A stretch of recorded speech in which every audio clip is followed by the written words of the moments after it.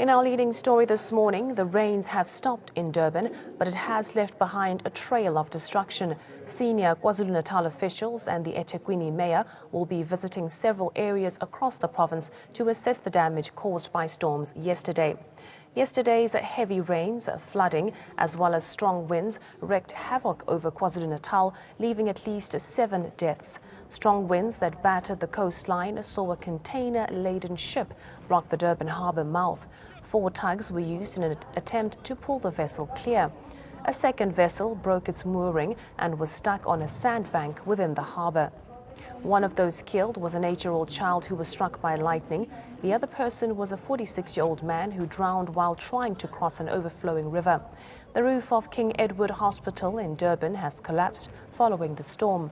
The strong winds knocked down trees and power lines and caused outages in several suburbs on the south coast. Several schools, homes and buildings were also flooded, causing walls to collapse and windows to break. Meanwhile, at least 5 hospitals have been adversely affected by the heavy rains. King Edward, Addington, King Dinuzulu and Wentworth and Prince Mshieni Memorial Hospitals have borne the most brunt of the storm. The Department of Cooperative Governance and Traditional Affairs, the department responsible for disaster management, says it is still too early to assess the impact the violent rains had. We're now joined on the phone line by KwaZulu-Natal's EMS spokesperson, Robert McKenzie. Good morning to you, Robert. Thank you so much for joining us here on Vuka Africa. Just give us an update in terms of the statistics and incidents regarding the flood yesterday. Good morning. Thanks for having me on your show. It's a nice, bright, sunny day here in KZN today. Steep contrast to the stormy weather we had yesterday. At this stage, I know of at least 5 fatalities that have occurred during this adverse weather conditions. So real tragic scenes as a result of yesterday's weather. But like you mentioned, we are still busy working together with disaster management teams and determining exactly what the damage is and who has been affected. In terms of the fatalities that you are sure of, what were the causes? Was it mainly drowning or were there other causes? Well, in 3 of the fatalities was the result of a wall falling down in 2 separate incidents in the Durban area. One where there was a container that fell onto a car, and then one in Alzinweni where a child drowned after trying to cross a river.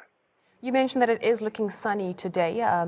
Do you have any advice for people this morning? Should they still drive on the road? Should they check the weather forecast first before leaving for work and taking kids to school? Yeah, well, from what I understand, the worst of the weather is over. However, you still do have some conditions that might be dangerous for driving, especially if there's large pools of water on the road. Don't drive through them. You don't know how deep it is, and especially there's a problem where the manhole covers get washed away, and then there's big holes in the middle of these large pools of water. So that's one danger. Another danger is if there's mud that has been washed across the road, it can become very slippery and cars can get stuck.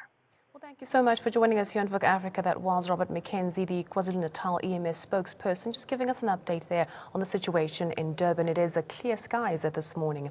We are now joined on the phone line by rescue care paramedic Gareth Jameson. Gareth, good morning to you. Thank you so much for joining us. Just talk us through some of the rescue efforts that took place yesterday and the situations you had to handle. Hi, good morning. Yeah, as per what Robert has just said, I mean, I've been driving around this morning. The weather has taken a very good turn. The sun is out and a lot of the areas are driving up.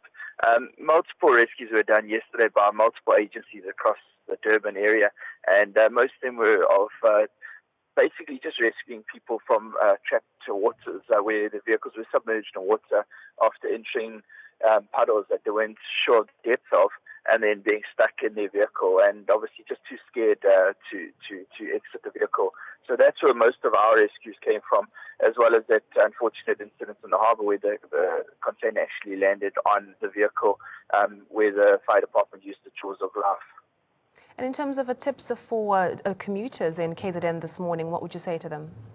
I agree with what Robert has to say. I mean, a lot of the water has dried off and drained through.